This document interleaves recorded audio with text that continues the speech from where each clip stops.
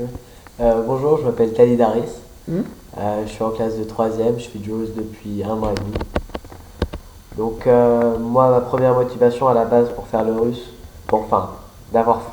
Un an et demi. Un an et demi, ouais. Oui, oui. Mhm. La première motivation pour avoir fait le russe, c'était une langue que j'aimais bien. Je connaissais pas du tout l'histoire, je connaissais pas du tout la culture et j'étais plutôt curieux naturellement, je sais pas pourquoi, je sais même pas pourquoi moi-même, mais j'étais curieux de cette langue, de la culture, de tout ça.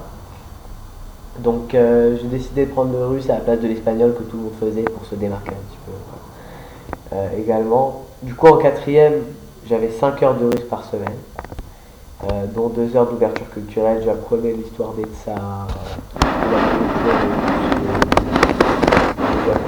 les menus, tout ça, les restaurants. J'ai fait une semaine en voyage. Et après avoir fait cette semaine, j'avais une correspondante russe. Elle est venue en France et elle est venue en Russie. J'ai fait cette semaine, tout s'est bien passé. J'ai beaucoup aimé. Je suis allé à Saint-Pétersbourg. J'ai beaucoup aimé la ville, j'ai trouvé ça très très grand, majestueux, très différent d'ici. Et on se sent tout petit dans cette ville. Donc voilà, donc après ma quatrième, j'étais plutôt content de moi. J'ai remercié la prof quand elle est partie. Je lui ai dit j'ai bien appris avec vous tout ça. Donc premier jour de troisième, je regarde la nouvelle prof et on voit comment ça se passe le cours. Donc je vois qu'elle a l'air de pas trop savoir où elle va. Je sais pas pourquoi. Elle parlait, mais elle parlait, mais je savais pas si elle savait ce qu'elle voulait dire. Du coup, ça partait un peu dans tous les sens, tout ça. En plus, les élèves dans ma classe, ils sont pas comme ça pour la rattraper non plus. Donc bon, petit à petit, j'ai commencé à baisser. Au bout d'un moment, j'ai eu plus aucune motivation. Je me suis dit, j'ai pris trop de retard, je rattrapais jamais. Et surtout avec cette prof. Du coup, je me suis dit, ça servirait à rien. Et au bout d'un moment, j'ai changé d'avis. T'as changé d'avis, comme ça veut dire quoi? Je me suis dit, c'est dommage quand même d'avoir fait un an.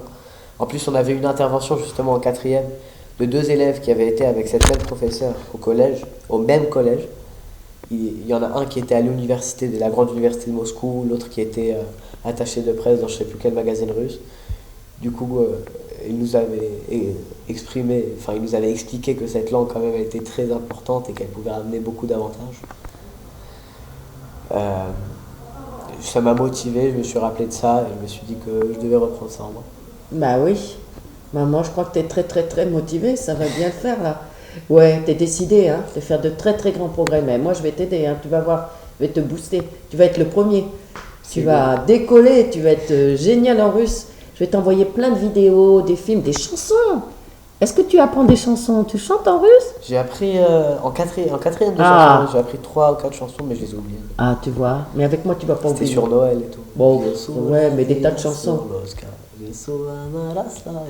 La plupart Ouais. du temps, je savais plus ce que ça voulait dire. Ah, mais moi je vais t'envoyer les clips, des tas de trucs, des chansons. J'ai des amis chanteurs, je t'ai dit. Ah là là là là, chanteur, chanteuse, tu vas voir ça, et les films et tout ça. Tu vas bien aimer parce que c'est très vivant. Mes cours sont très vivants, je t'assure. Tu vas bien aimer. Et ta prof, elle va le sentir. Hein. Elle va sentir la différence. Hein. Mais tu lui diras pas que tu prends des cours. Ce sera la grande surprise. Elle va se demander ce qui t'arrive. Elle va croire que tu vas en Russie tout le temps. Tu vas voir la différence. Est-ce que dans ta classe, il y en a qui parlent très très bien, il y en a qui se débrouillent très bien? Dans ma classe, j'ai une Ukrainienne, enfin une Oui. personne d'origine ukrainienne qui a vécu 3 ans là-bas. Oui.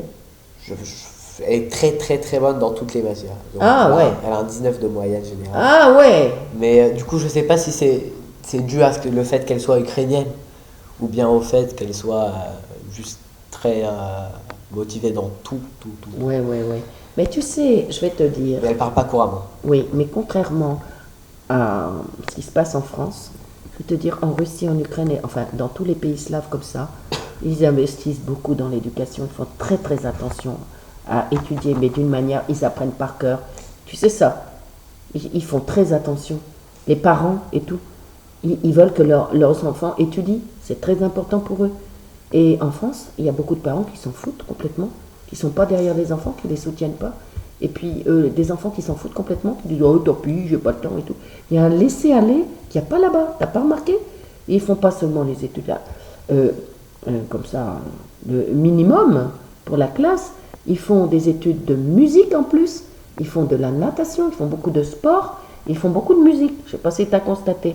Alors ils font de la musique, ils font du sport et ils font plus que les autres en classe. Par exemple, si le prof donne 2 exercices, eux ils vont en faire 20. Pourquoi? Pourquoi ils vont en faire 20? Parce qu'ils ont dans l'esprit qu'il faut s'entraîner, presque d'une manière sportive, tu vois. Ils y vont à fond, à fond, à fond. Et tu vois la différence, c'est qu'ils passent devant les autres. Regarde pour la musique, il y a des tout petits enfants là qui sont virtuoses, qui se mettent à faire des trucs, qui sont russes ou chinois, etc. On voit pas ça en France. Les gens disent non, il ne faut pas le fatiguer, tout ça. Je t'assure, tu vois dans les conservatoires et tous les gosses qui passent devant, c'est des gosses quoi, qui ont la formation slave ou bien chinoise et tout, asiatique. Ils passent devant tous les Français. Quand tu regardes dans les conservatoires, tu n'as pas regardé ça. Mais c'est assez effrayant. C'est assez effrayant. Pareil pour les langues et tout ça, les concours. En fait, on va dire c'est des bêtes à concours. C'est pas ça.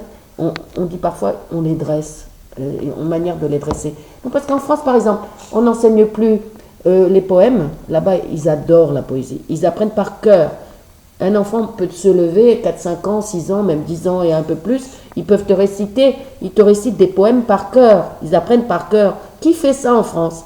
Qui sont les enfants qui récitent des poèmes par cœur? Il y en a très peu. Hein. Tu vois ce que je veux dire? Là-bas, j'ai vu des Russes qui me récitaient, ils avaient 12 ans, ils me récitaient des poèmes de Victor Hugo par cœur, en français, mais sans aucune difficulté. Ils avaient appris ça au cours de français à l'école primaire. Tu vois ce que je veux dire? Ou Rimbaud, ou Baudelaire, parce qu'il dit je fais du français, alors qu'est-ce que tu peux me raconter? Ils se mettaient à réciter Baudelaire, en français, des Russes. Mais c'est impressionnant.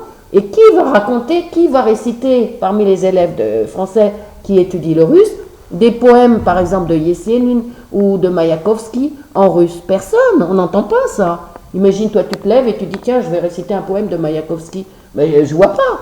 Eh bien avec moi tu vas pouvoir le faire. Tu vois ce que je veux dire? Tu vas éblouir les gens. Parce que cette méthode-là est très efficace. Quand on apprend à chanter et quand on apprend la poésie, il y a la musicalité de la langue, ça rentre dans le cerveau, on n'oublie jamais la prononciation. Tu sais, dans la poésie, il y a beaucoup de musique, tu vois, c'est comme la poésie, c'est comme une chanson, en fait. Eh bien, ça reste dans la tête, tu ne te trompes pas l'accent. Tu sais que le russe est une langue accentuée, très tonique. Mais voilà, donc je pense que tu vas faire de très grands progrès. Mais je te remercie.